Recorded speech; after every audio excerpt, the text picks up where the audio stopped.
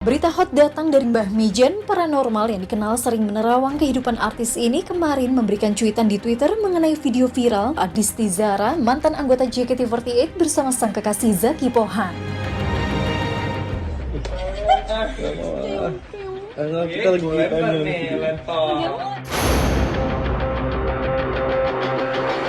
Mbah Mijen menyebut kalau Zara tidak sengaja mengunggah video mesranya bersama Zacky. Mbah Mijen menduga kalau video tersebut adalah market system atau promo terselubung yang isinya memang nyeleneh, unik, aneh, bahkan nakal. Mbah Mijen mempersilahkan netizen untuk membuli dirinya atas analisa video Zara dan Zacky yang viral di media sosial.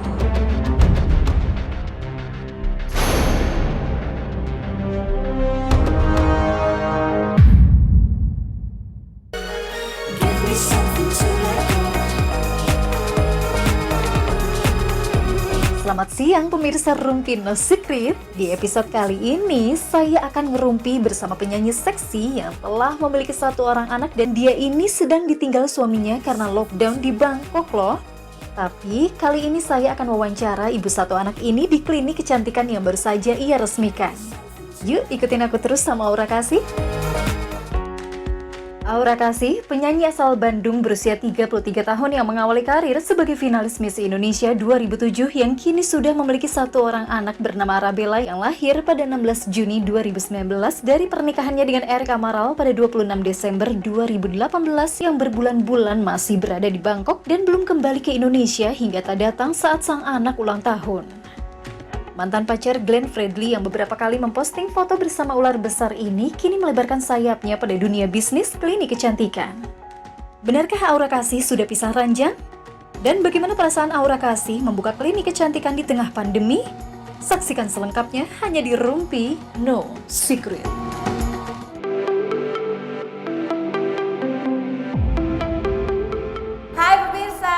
Aku Kak Rose lagi belusukan ya ke wilayah Bintaro, main ke klinik kecantikan terbarunya punyanya Aura Kasih yang namanya Aura Dermatologi.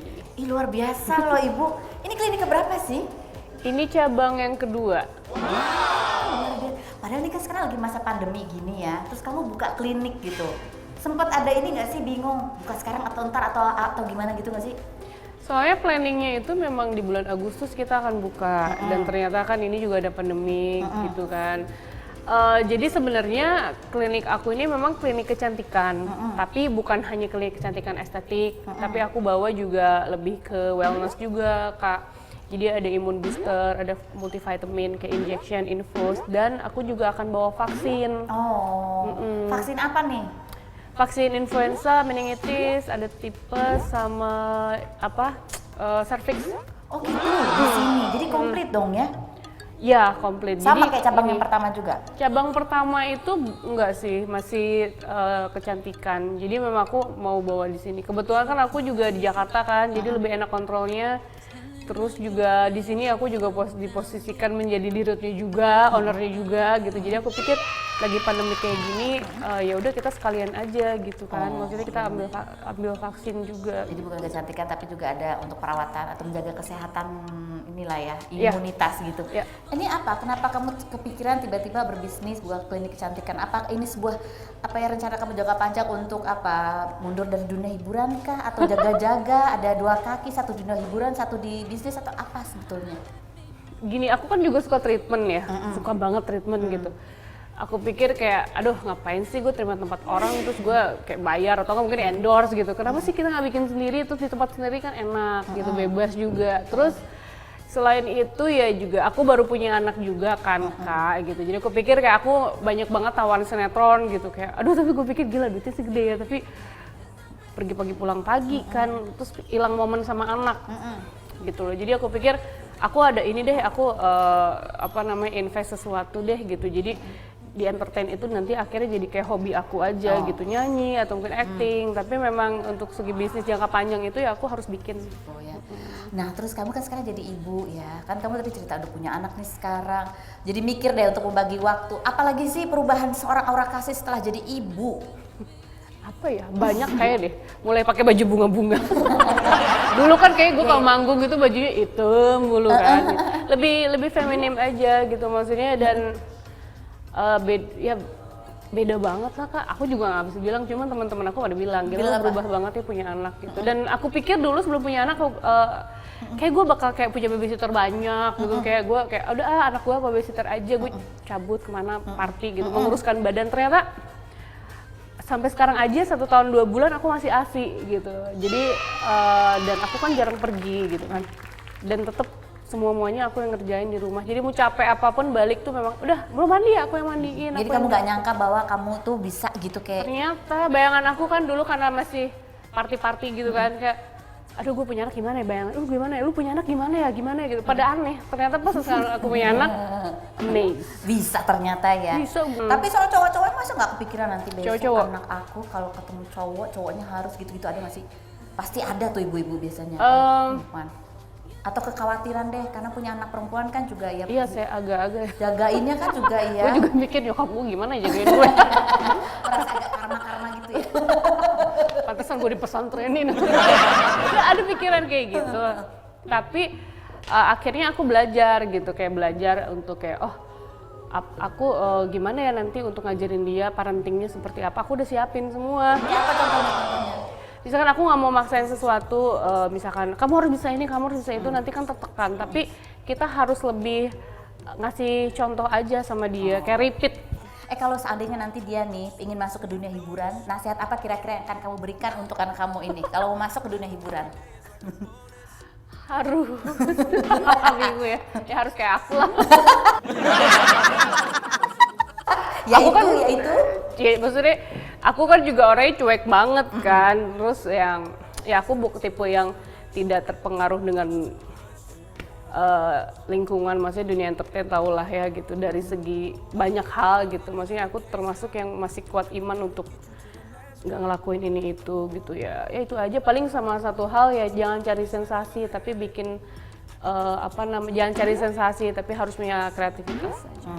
Jadi jangan terpengaruh oleh lingkungan yang pengaruh buruk lingkungan gitu. Tapi boleh anaknya terjun ke dunia hiburan? Nggak tahu lah, tergantung. Miss Universe nggak apa-apa. Apa? Putri Indonesia gitu, Miss Universe nggak apa-apa. Bisa gitu ya. Aku suka banget gitu, gila gue kalau zaman dulu aku kan pernah ikut Miss Indonesia kan. Tapi aku suka banget kayak Miss Universe 2019 tuh Katrina Gray kan. Aku pikir kayak, aduh Bella harus kayak gini, Bella harus kayak harus melampaui ibunya gitu ya. Maunya gitu. Tidak tercapai. Tapi ngomong-ngomong katanya bapaknya masih nyangkut. Bapaknya nyangkut. Gimana ceritanya kok bisa nyangkut sih bapaknya? Sampai orang jadi bertanya-tanya, ini bapaknya kemana? Kok nggak ada? Iya, semua pertanyaan netizen kalau di DM, Pak, sendiri aja bapaknya kemana? Apaan sih lo? Bapaknya pulang. Gimana ceritanya kok bisa nyangkut sih? Jadi sebenarnya bulan Maret itu dia ada kontrak kerja di sana, iklan salah satu merek mobil. Aku bilang, ini yakin ke sana lagi corona nih, aku bilang. Cuman corona itu masih kayak kedengeran di bagian sana lah. Gitu ya. Nggak apa-apa lah, dia bilang dia pergi. Taunya dia bilang nyangkut, nggak bisa balik setelah selesai kerja. Belum boleh keluar. Belum boleh. Kayaknya sekarang udah boleh. Tapi ternyata dia ada beberapa kontrak kerja sama PH di Bangkok, sama ada dari PH-nya di Amerika kalau nggak salah. Jadi dia harus stay di sana. Karena kalau dia kesini, dia nggak bisa balik lagi ke sana. Sedangkan dia udah kontrak. Begitu. Ya terus gimana dong? Jadi berapa bulan udah Maret, April, aku yang hitungin. Saya menjanda. Kamu ulang tahun, bapaknya nggak ada. Anak aku ulang tahun dia nggak ada, makanya kita video call tuh kayak dia sedih. Ulang tahunnya Bella nggak ada, ulang tahunnya dia juga kita nggak ada. Oh dia ulang tahun juga nggak ada? Dia bulan Juli ulang tahun juga kita nggak ada. Ya ampun. Dia. Jadi sebenarnya kalau Melanie karena sama Tyson kan lama nggak ketemu tuh suka menjadi sorotan berita. Ternyata kamu lebih lama ya? Dia berapa lama? Dia berapa lama sih? Tapi udah pulang Tyson. Iya ya. Cuman karena memang ada kerjaan jadi dia di sana. Gak ada rasa was-was gimana gitu pasti. Udah gede lah, biarin aja. Ya apa kayak gitu. Bule mah bisa diterima dimanapun kayaknya deh. Oh iya. Secara masalah pekerjaan sih tidak perlu khawatir. Iya. Kamu nggak kangen? Aku pasti kangen dong. ya gimana ya? Gak pengen nyusul menyeberang laut menuju. Nah disuruh tuh ke Bangkok dong, tapi aku bilang enggak deh, mau dibayar berapa juga gue nggak mau kesana. Kenapa? Aku ya baby masih kecil kan, kasihan ya. Aku tuh tipe orang yang punya anak tuh yang nggak pernah diajak ke mall, emaknya pengen main, anaknya diajak, taruh di stroller sama mbaknya gitu, kita ngobrol arisan. Aku nggak mau kayak gitu, dan aku tipe yang kayak nggak mau terlalu traveling sama anak karena kasihan ya. Belum ngerti juga kan sebenarnya. Jadi apalagi sekarang lagi pandemi, orang kebanyakan juga lagi di rumah. Iya. Jadi semua temanya sama, di rumah aja. Iya, di rumah aja.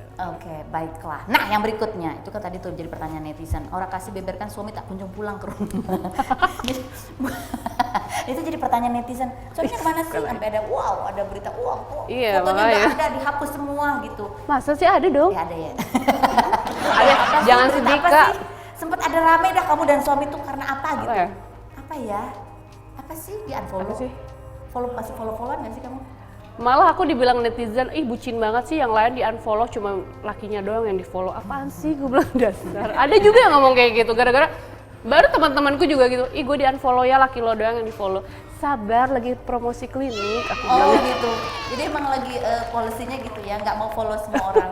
Oke, baik. Belum, nanti. Oke.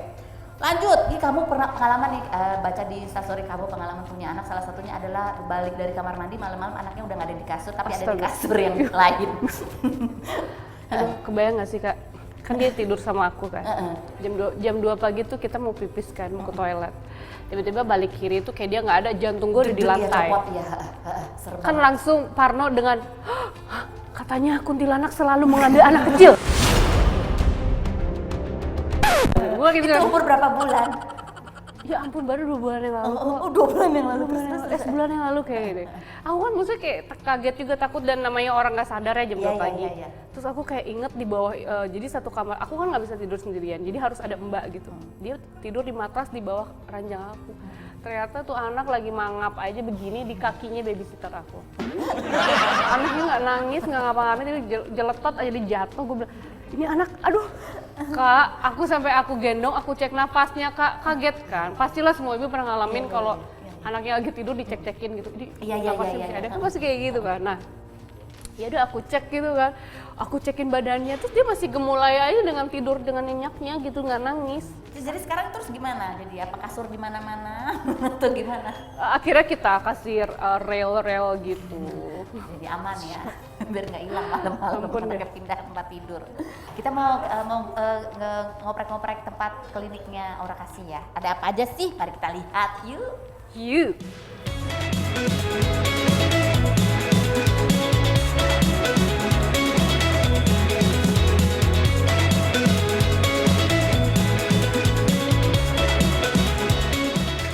Langsung pemirsa yang punya klinik kita terapi ya dokter. Ini terapi apa yang akan dilakukan sama Aura? Nama treatmentnya di klinik ini Aura Hair Solution. Diapain tuh?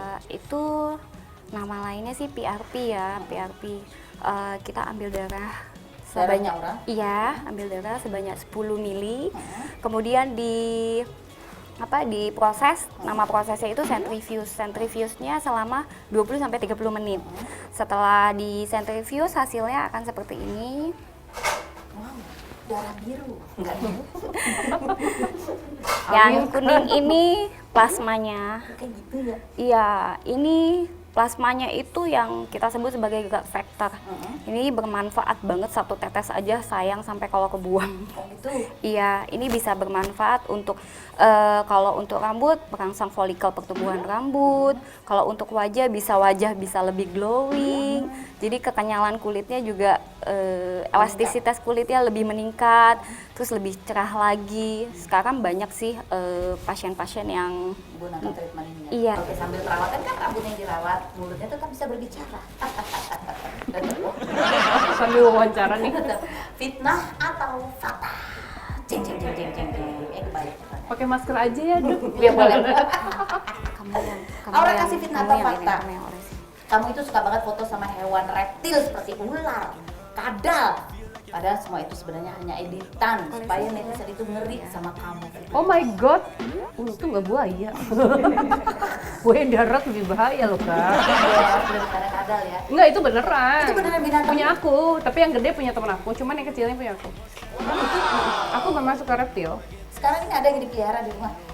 Dititipin dulu ke teman aku karena mbakku nggak mau ngasih tikus. Aduh, takut katanya. Lagi fitnah atau fakta, Aura kasih? Saking cintanya kamu sama binatang, saat hamil kamu ngidamnya megang dan lihat ular, bukan cuma binatang-binatang doang, tapi spesifik ular. Betul. Terus ada efeknya terhadap bayi yang di rumah ini? Efeknya adalah Bella dikasih binatang apapun dia seneng, nggak takut. Fitnah atau fakta, Aura kasih? Kamu dulu sempat unfollow dan hapus-hapusin foto suami di Instagram. Itu karena iseng aja? Atau karena lagi baby blues ini sebenarnya? Baby blues tahap kedua, tahap ketiga kali. Iya Tapi bener kan? Kamu pernah biasalah dalam rumah tangga kan, gue sebel gitu. Aku tidak mau lihat mukamu lagi, padahal tetap di rumah, tapi tetap Instagram dihapus. Terus gue pikir-pikir kayak, aduh gue alay banget deh, udah follow lagi. Sorry ya gue alay gitu. itu kan sempat rame kan, netizen sempat komentar heboh lah berita, wah orang menghapus foto suami gitu. Itu lagi masa baby blues, masih ada sisa-sisa hormon estrogen meledak-ledak atau gimana? Enggak lah, jujur itu memang gue lagi kesel aja. Soalnya perkara rumah tangga kan, setahun pertama kan. Iya. Gitu. Tapi padahal dia lagi ada di rumah. Ada di rumah. Terus dia komentarnya, kok foto aku dihapus? Nggak gitu. Iya, nanya. Ya gue hapus aja punya lu juga katanya. Gimana ya kak, kawin sama berondong gitu lah kak. Capek deh. Capek gak sih? Berantemnya unyu banget ya. Terus sekarang kangen dong, dari mobil nggak ketemu, kangen-kangen. Ya kangen, cuman udah kelamaan ya video call aja lah. Ampun, kita tunggulah dia pulang ya. Aku belum pernah ketemu loh sama si Erik ini. Oke lanjut, fitnah atau fakta? Aura kasih, kamu pernah semua unfollow kamu? Semua following kamu termasuk suami kamu hingga 0. Kenapa lagi? Followingnya di 0. Sekarang juga ya, tinggal suami kamu doang yang kamu Enggak, follow ya? ada 3. Klinik Kenapa dong, sih kamu klinik tidak aku suka dong. lihat yang kamu follow? Bukan, jadi gini loh, maksudnya aku tuh manusia tuh harus tahu kapasitas ya kak. Betul. Misalkan gini, kita ya aku tahu kapasitas aku gitu. Kayak misalkan kadang lihat aku udah punya anak terus tiba-tiba lihat teman-temanku tuh kayak lagi party gitu kan, kita ngerasa aduh seru banget sih gitu, aduh seru banget ya, gue pengen pergi tapi gue nggak bisa. Akhirnya kita nggak bersyukur dengan apa yang kita punya. Karena ya jadi aku pikir ya aku harus belajar lah untuk nggak kepo-kepo orang. Jadi diet gitu. media sosial gitu ya. Iya, nggak kepo-kepo, dan aku tuh nggak mau. Dulu aku ngabisin waktu kayak sekali lihat punya orang, kayak misalkan lihat story-nya, lihat terus gitu kan, keterusan kayak wasting my time aja. Akhirnya aku sekarang tuh mulai baca buku gitu. Sebelum pandemi tuh aku juga kayak ya banyaklah buku yang aku habisin.